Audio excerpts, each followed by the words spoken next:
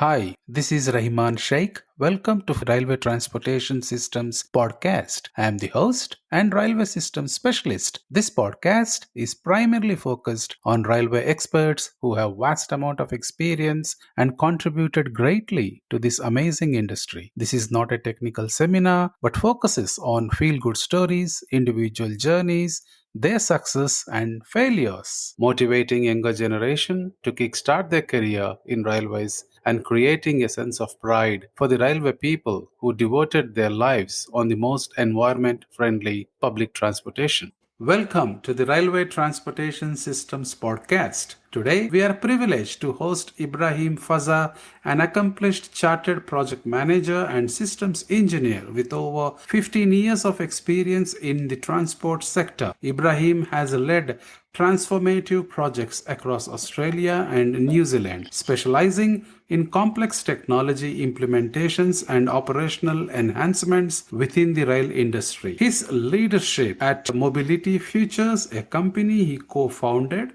and previously at SYSTRA and Sydney Trains, underscores his deep expertise in project management and systems engineering and strategic growth initiatives. Ibrahim brings a wealth of knowledge on delivering innovative solutions and navigating the dynamic landscape of transport sector or infrastructure. Hi Ibrahim, welcome to the pod. Hi, Rahman. Thank you very much for having me. I'm very excited to be a guest on your pod. I've been a big fan listening to a lot of your guests, and I've now made it to be one of your guests. So I'm very happy to be here. Thank you for your kind words. Let's start with my first question. As only few of them know, or a couple of your close friends might know you pretty well, you have managed a diverse range of projects across different roles. So can you share overview of your career, please? Yes, absolutely. I started at the beginning. I started my career as an intern in Railcorp. When I was doing my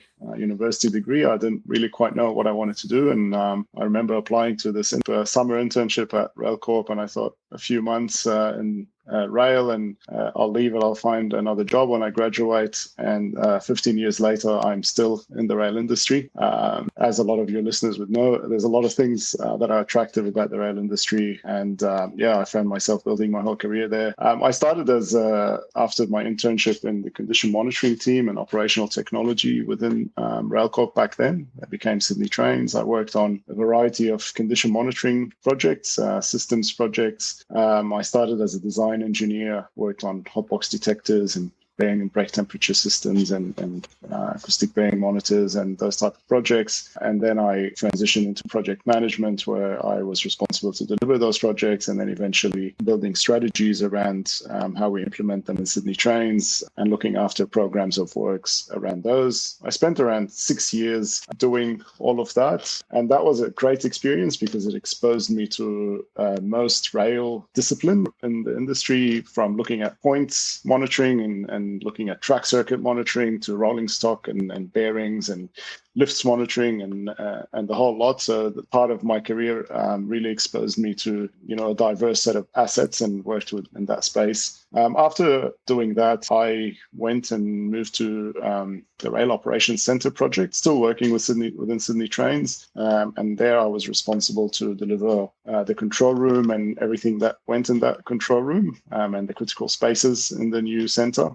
Again, that was a pretty unique experience and definitely a highlight project in my career. I spent about 4+ years doing that. And I started at the beginning of the project just after the business case was approved. And I stayed until the last signaler had moved to the ROC in August 2019, I think that was. So quite a unique experience, and not a lot of time you have a chance to work on a big project from start to finish. It does give you a lot of perspective on a lot of things. Every potential risk or became an issue that you had to deal with and resolve throughout the life of a project, all the way to making sure that you're ready for operations of the whole Sydney network and everything that happened in the day of operations. Definitely quite an interesting and fun project with a lot of learnings. that project exposed me to the operations of a rail network and, the day-to-day, from running the trains and managing the trains to all the way to the social media posts and the social media team that was, interacting with customers and everything in between, from infrastructure maintenance to looking after our radios and points and tracks and security and CCTV. So really, those two halves of my career in Sydney Trains, I felt gave me quite an all-rounded experience around rail and how we operate a railway. After Sydney Trains, I moved to consulting, and I worked at SYSTRA, working on a variety of projects, from signaling competency for ARTC to interoperability of ETCS and ATMS for transport, to a variety of projects in New Zealand, including hydrogen train local concepts. I also then helped SYSTRA develop project management practice and bid management practices and look at bringing some of the emerging technologies in the rail industry to ANZ. And I spent about 4 years there, up until a couple of years ago when I founded Mobility Futures, as you said in your introduction. And we're now working with our, got our own business and trying to develop an organization. Again, hopefully will resonate with a lot in the industry, from clients and people who we're helping, that we'll work with. Wow, amazing experience. 15 years and you have achieved a lot. Engineer to an entrepreneur, and you're quite young, Ibrahim, and there's lots you can achieve in the future. Thank you, Rahima. Thank you. I appreciate that. If you know me, I can't sit still, and I'm always looking for the next challenge. We need people like you. Could you describe a project highlight where you successfully integrated new technology solutions into existing rail infrastructure, such as your work with condition monitoring systems at Sydney Trains? Yeah, absolutely. Look, I think there's probably many examples that might come to mind, but I'll start, as you said, in the condition monitoring space. My first project that I worked on as an intern, I worked on a system that was, and I say delivered here in quotations, and it was sitting in the ground for a few years without being commissioned and used because it had a long list of issues that weren't resolved part of the delivery. And so I worked on this project that was trying to resolve these issues to get the system over the line to be commissioned and used. And I think that experience has really shaped my thinking and my career about integrating technology into not just the rail infrastructure and the solutions we have today, but into an operating business and an organization that's trying, to use this technology. The issues with that project, a lot of them boiled down to the system not doing what the users expected it to do. There was a lot of technical issues, yes, and teething issues, but a lot of the problems were that felt like the delivery of the system did not take into account clearly the users, whether they're the maintainers or the operators of the system. And untangling those issues after the fact was very difficult, very expensive to do. So as an intern, I found myself questioning a lot, why are we here after years of, spending millions, putting these systems in the ground and still not being used? What went wrong in the delivery? You're very curious as a young engineer when you join an industry. And I think getting into a project like that to start my career has really opened my eyes to, the important things about what you want to deliver. So starting at the end was pretty great experience, and I think I've been able to learn a lot from that and use it in my future projects. And so, after that project, I found myself at the start of a project delivering similar systems, and I really wanted to not repeat the same mistakes and deliver systems that are not used. So I always asked myself, what would I do if I was still on that project and having these issues after delivery? What are the outcomes that are required from this project? And that's what I've always focused on. I always place myself at the end and try to work backwards from how will we use the system? What is it going to do? What are the users expecting from it? How will the business benefit from the business? And base all my decisions on those. And that all led to, the ROC project, where it's quite a, big impact, big big change. Impacted 600 people that were moving into the center with a lot of new ways of working. And so a lot of that experience had to be distilled into that project. We developed a user-centered design approach for everything we did in the control room, which was based on the philosophy that I've learned from my previous projects. How do we make sure the users and the people who are going to sit in that control room are getting what they need out of it, while we also are achieving the objectives of Sydney Trains and the business is trying to transform and why the ROC came about. So balancing those two things was definitely a big challenge. And as we went through the ROC project, the goal was always to remember why we're consolidating operations into one control room, what are the benefits that the business is trying to get out of it, and what are the outcomes that we want to achieve for the business and for the users who are moving into that control room. Great answer. So for the people who don't know what ROC is, it's Rail Operations Center of Sydney Trains, and amazing work, Ibrahim. Let's stick on to the technology. In your role as Delivery Director and Growth Markets ANZ at SYSTRA, you have incubated emergent technology capabilities. What emerging technologies do you see having the most significant impact on the future of rail transport? Great question. Thanks, Rahiman. And when I was working at SYSTRA is obviously a global organization, which was at the time and still is growing in ANZ. So the role required me to look at the SYSTRA's capabilities globally and what the Australian market needed, and bring some of those capabilities locally. A lot of these technologies that we felt will have an impact into the future of rail included things like zero emissions technologies, autonomous systems, whether it's vehicles outside rail or autonomous buses and trucks and the like, all the way to advanced signaling systems within the rail environment.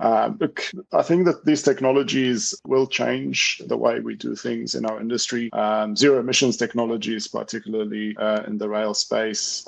We talk about traction zero emissions when it comes to rail. How do we make our locos less polluting and emitting less carbon? But there's also the built environment element of it and the technologies that come with that.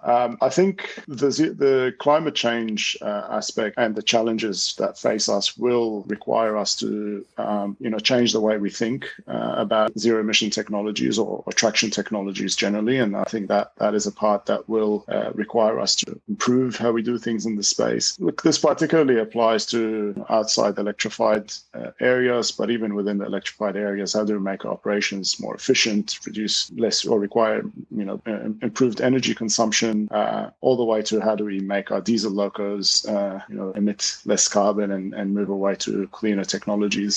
So I think there's a lot of change and advancement in the space, and a lot that we will see coming. The other aspects, and probably the bigger aspects, are around automation and artificial intelligence and machine learning. I think automation is, that has been happening for a while. The digitization journey in our industry, a lot of it is not new, but the space and the speed that it's changing in is accelerating. To start with automation, I think at the moment we've seen a lot of digitization, moving business processes and manual things to more automated things and more automated technologies, just by using digital technologies to improve the way we work, all the way to advanced signaling, where we're starting to look at whether it's ETCS level 2 and 3 to some of the GRA4 CBT systems that don't need even cut that part, all the way to GRA4 systems that operate trains without drivers. And I think that automation we're seeing happening in all the jurisdictions at the moment in ANZ. There is some level of digitizing and moving to advanced signaling systems across all the states in Australia. But I think that's taking kind of a step up and going a bit on steroids with the advancement of artificial intelligence and machine learning, particularly in the last few years. I think AI will be shaping our whole world, of course, over the next couple of years and beyond that. And the rail industry won't be far from seeing the impacts of AI and how we do things today. Today, we're all using generative AI in one shape or form. We're already seeing the impact of that. But as we advance, it will impact everything from technology to the regulations that will need to come with AI, to the assurance processes and how do we able to trust these algorithms that, some people call the dark magic? How do we assure something like that? And what sort of regulations do we need to implement those technologies within our industry, to using it in predictive analysis and digital twins and doing all the smart things with it? I think a lot of that is coming. I was listening to something the other day, and Mark Zuckerberg even said that he thinks that AI will start replacing most of his mid-level engineers in Meta. That type of technology it's not new. That started back in the Industrial Revolution. You see new technologies come in and you start replacing jobs. There's always a concern with new technology, all the way to what we're seeing now. Yes, AI might replace some jobs, but it will also create other kinds of jobs. And I think that will impact us in the rail industry. And so the challenges with AI are, yes, technology challenges, but also, how do we manage regulation? How do we manage the ethics of AI? How do we manage cybersecurity around AI? How do we manage data privacy around these algorithms? How will we manage the impact of this technology on the people? It might replace some jobs. It might require some people to upskill. We all need to be upskilling around that. The workforce will change with these technologies. So I think the impact of AI over the next period will probably be the one that we will see the most in our industry and really across our day-to-day lives as well. This is a great discussion, Ibrahim. Let's stay on this topic. And as you even led the digital systems, and as you said in your first question about ETCS and ATMS interoperability to transport, so let me reframe this question. So you led the digital systems ATMS interoperability project at TFNSW. What were the key challenges and successes in achieving interoperability across different rail systems? Yes, thank you for this question, Rahiman. This is a great topic and one I'm very passionate about. My experience with this topic started when I was working at SYSTRA and Transport engaged us at the time to help identify a solution for interoperability between ATMS and ETCS. This was back in 2019, when this issue was only a priority for a big program, but within Transport for New South Wales, which is a digital systems program that you mentioned, because they needed a solution to allow freight trains to travel across the ETCS Level 2 network. Now, as most of us know, this topic, particularly train control interoperability, is one of the top 8 priorities of the National Cabinet. And long way to get to this point. It's amazing that we are here, and I know a lot of organizations and people have put effort to get us here, particularly the work that the NTC have been doing and championing over the last few years. But back to your question, interoperability has many challenges. Technical challenges are definitely are there and difficult and complex to solve. Especially with train control systems, you're trying to make two or more very complex safety critical systems be able to interact with each other safely and efficiently. As you can imagine, systems like that have many constraints, are developed with various philosophies, architectures, design requirements. They are designed for different operational contexts. So trying to do interoperability as an afterthought for systems like that, yes, possible, but it's very, very costly in a lot of the cases. And I think when it comes to these technical challenges, we're always going to find a solution, but that's not the best way to go about it. And that's not where we should start by resolving interoperability issues. I think interoperability challenges come down to people and decision making and our ability to see beyond our own priorities for our own organizations, and we need to think bigger picture. And I think that's what started to happen over the last few years. And the NTC and the ARA have really championed a lot of that thinking. And how do we lift up from our jurisdictions? We have a lot of constraints in our industry within Australia just by the nature of how things are structured.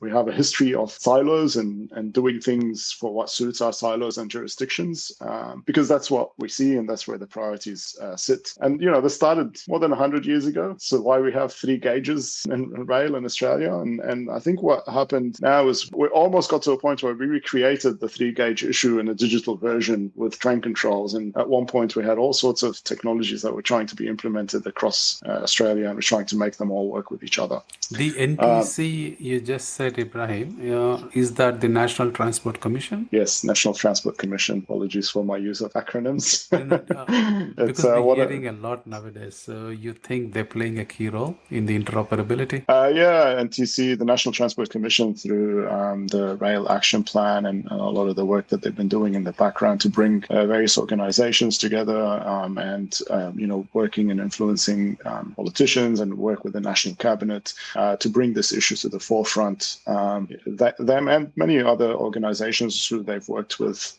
including operators and government agencies and the industry, have been trying to look at the interoperability and harmonization and a number of topics. All came out of the Rail Action Plan that they developed a few years ago. And so, and I think that's part of what was recognized is that interoperability is not a technology issue only. It's decisions. It's how we develop our business cases. And if I was to boil down the interoperability issue in Australia to one topic, or to one element, we need people to make decisions and spend money and time and resources on a topic for the benefit of others. You're not always going to get the benefits within your jurisdiction for the effort you're putting in. So unless you think of it at a bigger picture and a national level, there's always going to be challenges if we just think from our own organization lens or perspective. And I think this goes back to what a lot of people in the industry led by the NTC have been trying to develop models and ways to address these sort of core challenges that we have around this topic. Great answer, Ibrahim. Let's stick on to the technology and let's jump from Australia to New Zealand. I did a bit of research and I found out that you were part of the hydrogen-powered locomotive options study at Kiwi Rail aimed at decarbonization. What were the critical findings and how do you envision hydrogen technology impacting rail transport sustainability? Yes, that's a very interesting project, one of my favorite projects that I worked on while I was at SYSTRA. This project was a partnership with Becca and Heringa, delivering the study to Kiwi Rail, as you mentioned. The scope of the project was to look at designing a concept hydrogen locomotive that could be used to operate on all the lines in New Zealand. And we were also providing some costings to the client that they can incorporate into their wider strategy and business case around decarbonization of their locos. And that included the costing and the supply of the hydrogen, which is where Heringa came in and looked at the infrastructure and the supply that will be required in 2030 up to 2050 and what the costs might be. Our part of the scope was focused on the loco and how we would come about designing a hydrogen loco that could operate on the New Zealand network. The client, they were looking on their own at battery locos and they were comparing a whole bunch of technologies. We just provided the hydrogen element of it. The one thing with designing a hydrogen powered locomotive is that there is no one size fits all because of the varying energy needs and all the dependencies that are required. I might get a little bit technical here, not too technical because I'm not very technical, but the way hydrogen is basically an energy storage medium. So you generally store it in gas or liquid form and you transform that hydrogen through a fuel cell to power that then you charge a battery with, and the battery then will operate the train. So practically speaking, a hydrogen loco will operate a traction motor the same way a battery loco operates it. Now, the key thing about working out what's a feasible locomotive is to work out how much battery, how much fuel cells, and how much hydrogen, gas, or liquid you need on that locomotive. And generally speaking, your constraint is going to be mass or volume. Hydrogen is a very effective source of energy by mass. However, it's not very effective by volume, which is often why you need to compress hydrogen and put it in big, thick steel tanks that are quite heavy. You need to put on locomotives, then use them to transform into power. In order to work out what you need on a locomotive in terms of how much gas or how much hydrogen you need versus batteries is an iterative process to optimize, how many gas tanks you need, need versus how big the batteries is, and the fuel cells that will need to convert those gas to batteries. And it's impacted by a lot of things, from weight and what you're pulling to the topography of the network, if you're going uphill or downhill. Regen braking is a big part of any zero emission vehicle, and so the topography has a big impact on how much energy storage you need. Stopping patterns also have a big impact on hydrogen, because when a train stops, it gives you more time to charge the batteries through the fuel cells that are converting that gas to power. Operational requirements also have an impact. How long can you stop for? It might not be feasible to make a train stop every few hours because you need to recharge it. So all of these things will need to be considered and put into the model, and you go through quite an iterative process to work out what's the optimal compromise on all those elements, and come up with a solution that meets the requirements and the constraints that you have. In this instance, we came up with a solution for a locomotive that was feasible to run on all the lines for the clients. And once we agreed on that option, it was actually a dual locomotive that was carrying quite a lot of tons of hydrogen. It was quite a big loco, and that's what was needed, because particularly in New Zealand, they have quite a few mountainy terrains and uphills that require a lot of energy. So, we had to work out what that compromise is and agreed on a solution with the client, and then we went away and costed it. Haringa, as I said, worked on the infrastructure and the refueling and the supply costs, and we were able to feed all of that inputs into the strategy that the client was working on. I don't believe the strategy was published. I haven't seen it recently, but they did compare hydrogen and battery and electrification and a combination of those. And I think where they've landed is what works best for them is that battery with partial electrification might be the solution there, and hydrogen is not preferred. Look, this could change as technology changes, but I think the key takeaway from all of that is, for New Zealand, this might be the best way forward, but for other jurisdictions and other operating needs, hydrogen or other technologies might be the way forward. And there is no unique answer that works best for all use cases. I think each operator will have to do their own assessment of what works best. Hydrogen will have some use cases where it makes sense in our industry and in other industries. It's not the answer for everything, that's for sure. Some use cases will not make sense at all, and battery or electrification or biofuels might be the way to go. And I think the decarbonized future will see us using a lot of these technologies to replace our diesel hungry machines. We're going to need batteries, we're going to need hydrogen, we're going to need biofuels, and we're going to need probably some technologies that are not developed yet that will come in the future. Great study. Great analysis, Ibrahim. Wow. So listening to your question, it seems that this type of locomotives or hydrogen technology is more suitable for freight trains rather than rail or a metro or a heavy rail for passengers. I think generally speaking, hydrogen is more suitable for when you need faster charging times, longer distances. Battery and electrification will work on more frequent services. Batteries will take longer to charge stationary. So if you need quick turnarounds, they might not be suitable, or you might need more vehicles. So each scenario will have its own requirements.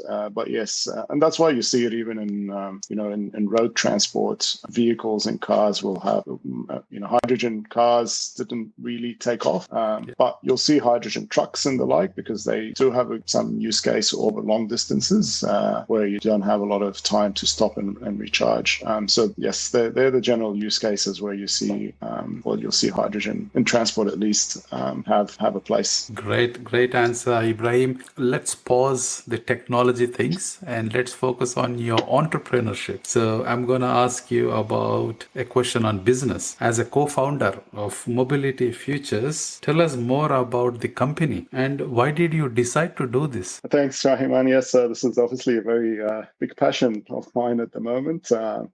I founded Mobility Futures, my business partner, Pascal Labuse, about 18 months ago. The idea for us started because we wanted to establish an organization that specializes at the intersection of technology and transport.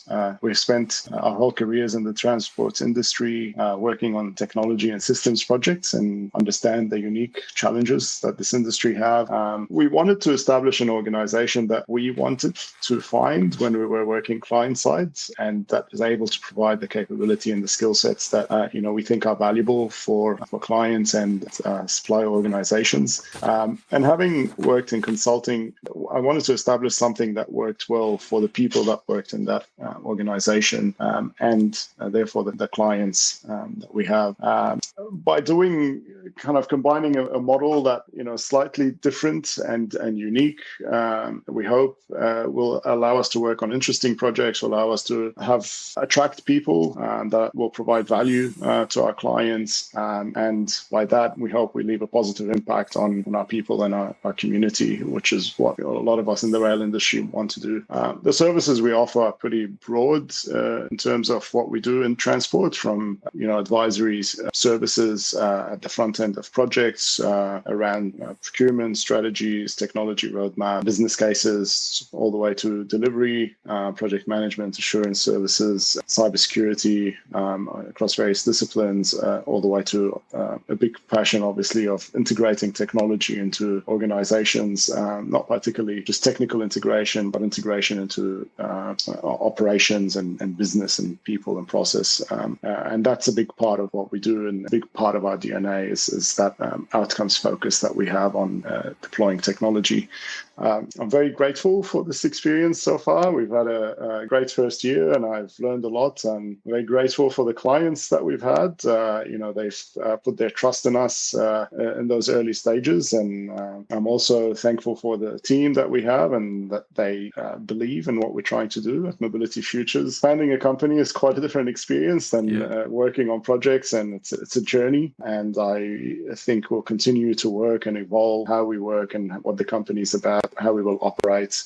So far, it's been great, and I look forward to the rest of this journey. I wish you all the best and a great success to Mobility Futures. Thank you, Rahman. Thank you. With your extensive experience in project life cycle management, Ibrahim, because you have done the feasibility studies and you also spoke about operations, how do you actually approach project execution to ensure short-term goals and long-term sustainabilities? Yeah, I think this question does distill to a lot of what we've discussed. I think focusing on the outcomes of what we're trying to achieve is always going to be a big part and a criteria for any decision we make. Starting with that end in mind and making sure that whatever we do on a project or advice or anything that we work on in the short term is understood, and the impacts of that on the long term are clear. I think that is something that's always high risk,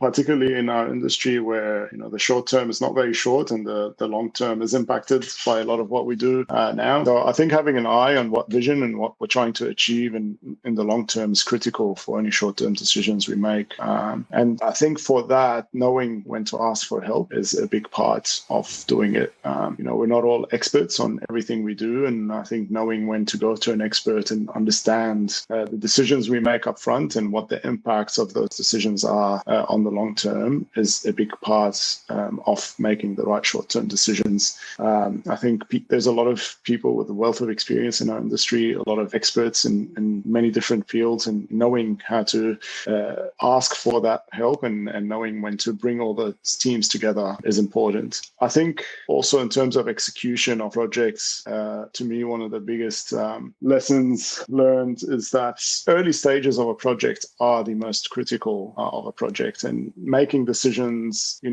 the life of a project in the short term for the long term is the most important element of all of that. You got to put in the effort, you got to put in the long nights and the big decisions up front in a project. Concept design of a project is the most critical.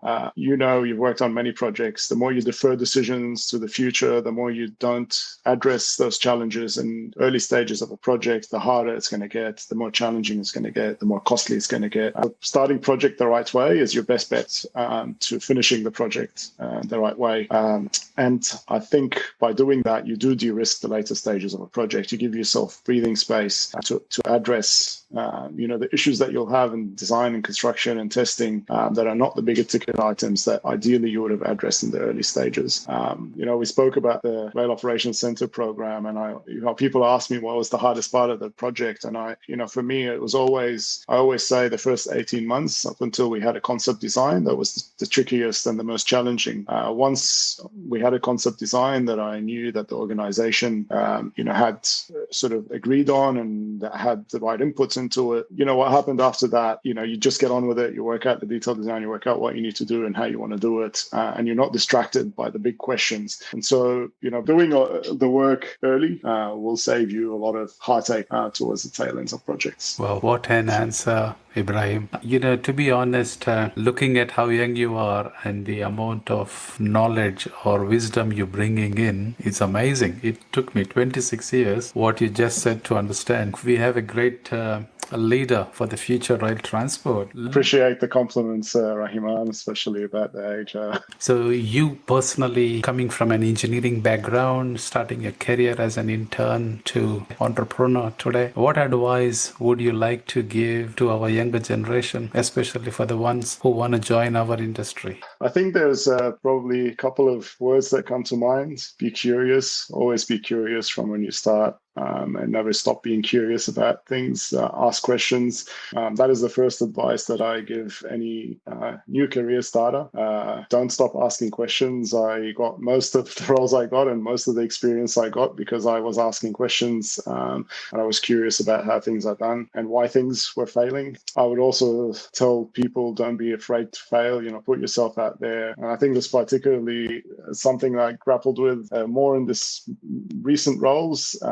Being afraid to fail will stop you from achieving a lot. And I think that is one of the things that you come to grips with when you take some risks around business and around where you're going to pay your mortgage from. And, the rewards are big if you take some risks, not around safety, but maybe more around business risks. And I think, learning from our mistakes is how we keep improving. And to me, that's taken a while to be comfortable with that because I am a perfectionist and I don't like to do things half-heartedly, but also allowing yourself, putting yourself out there and not being afraid of learning from what you do is definitely something that I would tell any new starter in our industry. Great advice, Ibrahim. And it was wonderful talking to you. And I really learned a lot from you. Thank you so much for joining this pod. Thank you so much for having me, Rahiman. I believe everyone listening to this podcast has got something to take away from today's discussion. If you like this podcast, please listen, follow, and share this podcast within your network. If you believe we should be sharing your story or someone within your network, there is a railway leader who should be here sharing his or her contribution to this industry, contact me on railwaytransportationsystems@gmail.com. Thank you for your time today.